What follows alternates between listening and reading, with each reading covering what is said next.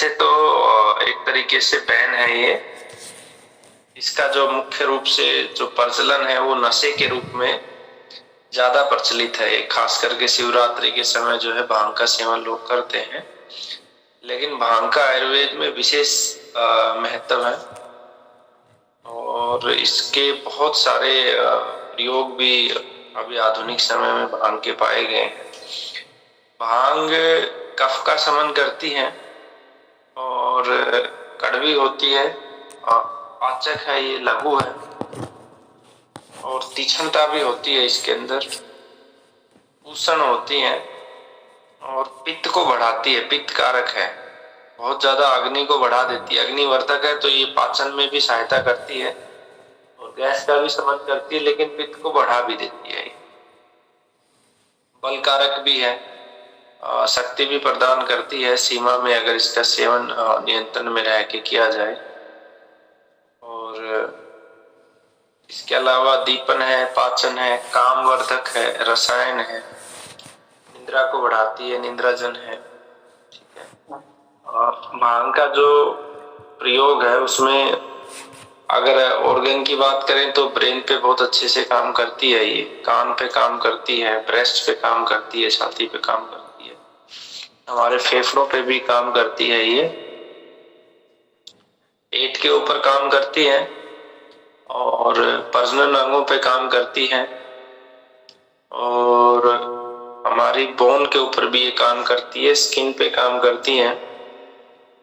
तो ये मुख्य इसके उपयोग हैं। बीमारी के रूप में इनका अगर उपयोग देखा जाए तो सबसे पहले कैंसर के रोगियों को रोजाना 3 पत्ती भांग इसको दे सकते हैं पत्थर पर घिस के पानी के साथ। इससे कैंसर के रोगियों को एक तो कैंसर कोशिकाएं धीरे धीरे नियंत्रण में आती हैं और रिवर्स भी होना प्रारंभ होती हैं, साथ में उनको निद्रा अच्छी आती है, उनकी अग्नि अच्छी हो जाती है, पाचन तंत्र पे बहुत अच्छा काम करता है और जो पेन होता है कैंसर में वो पेन भी जो है कम हो जाता है। ब्रेन कैंसर के रोगियों को भांग के पत्तों का लेप बनाकर उनके मस्तिष्क के ऊपर, सर के ऊपर जो है किया जाए तो वो लाभदायक होता है।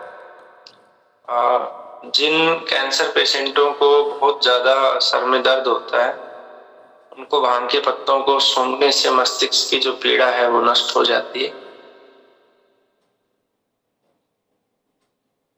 भांग के पत्तों को गर्म करके, इनका जो रस है निकाल के गर्म करके अगर वो 2 या 3 बूंद कान में डाली जाए तो उससे 2 लाभ होते हैं। एक तो कान के रोगों में आराम मिलना शुरू हो जाएगा, दूसरा जो है उसी के प्रभाव से सिर का दर्द भी ठीक हो जाएगा।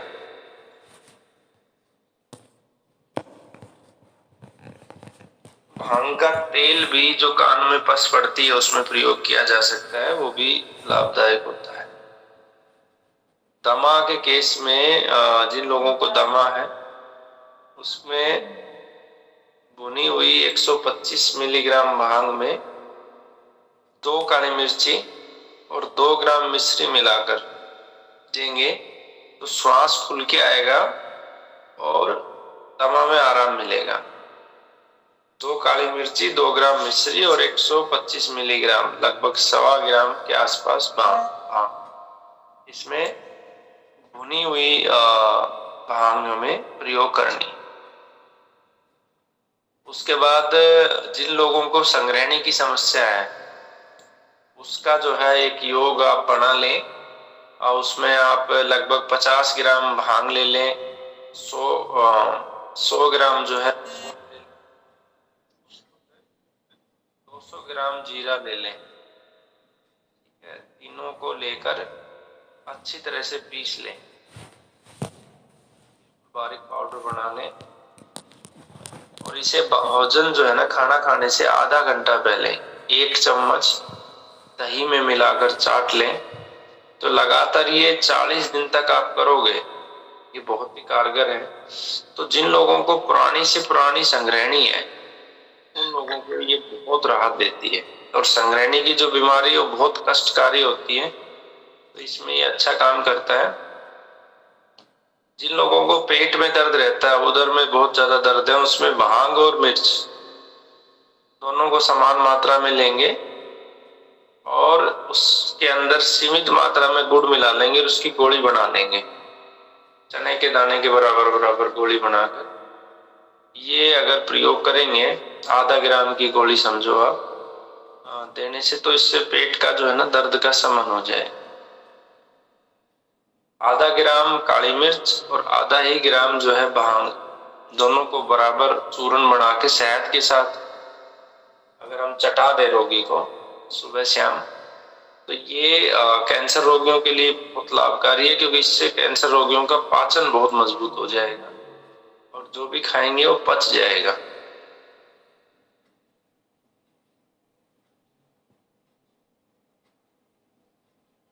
जिन लोगों को बहुत तेजी से दस्त हो रखा है, उनको हम 1 ग्राम जो है भांग और उसको सौंफ के पानी के साथ या सौंफ के अर्क के साथ सेवन कराएंगे तो दस्त की जो समस्या है वो ठीक हो जाएगी।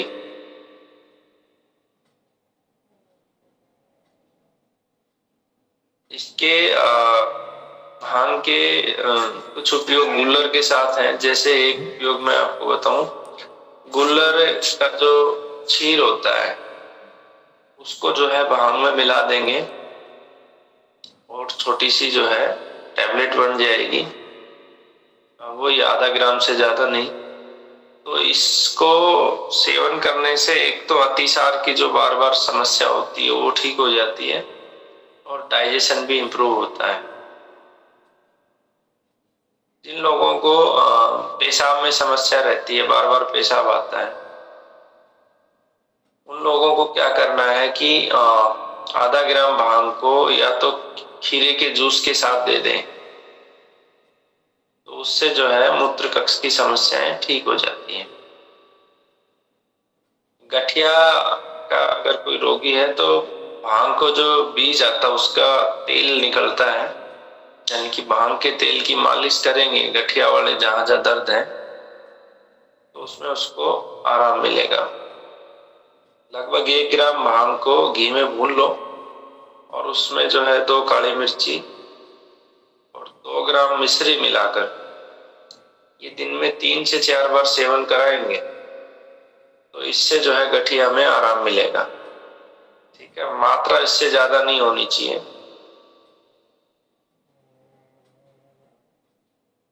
अगर कोई जख्म है किसी को या फिर दाद है कहीं पर, तो भांग के जो पत्ते हैं उनका चूर्ण बना लो, बिल्कुल बारीक चूर्ण बना के जख्म के ऊपर डाल दो, तो धीरे धीरे जख्म भरने लगेगा। ये विशेष रूप से आप शुगर के पेशेंट को देखोगे जख्म नहीं भरता, उस पे आप ये डालोगे तो उसको ये भरने लगेगा।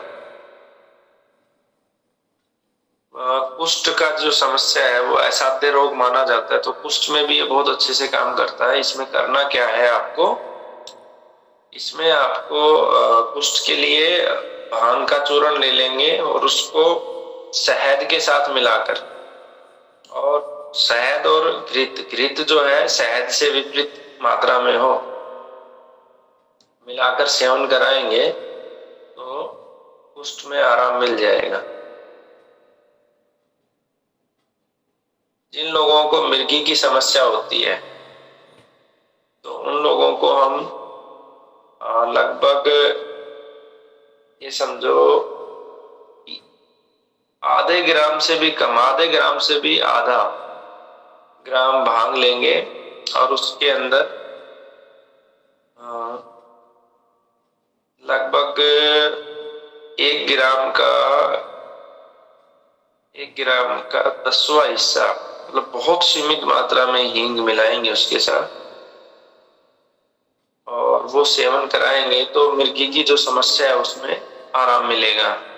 जिन लोगों को नींद अच्छी नहीं आती है, बहुत परेशान रहते हैं, उनको भांग का सेवन करा सकते हैं आधा ग्राम के आसपास, तो उससे नींद बहुत अच्छी हो जाती है। और जिन लोगों को डिप्रेशन की समस्या है और जिन लोगों को मस्तिष्क में पीड़ा होती है तो उसके लिए भी ये बहुत अच्छे से काम करती है। आधा ग्राम की मात्रा में हम इसको सेवन कराएंगे। ठीक है। तो मुख्य रूप से ये उपयोग है भांग के और बहुत सारे उपयोग हैं, लेकिन ये सारे उपयोग जो है आसानी से किए जा सकते हैं।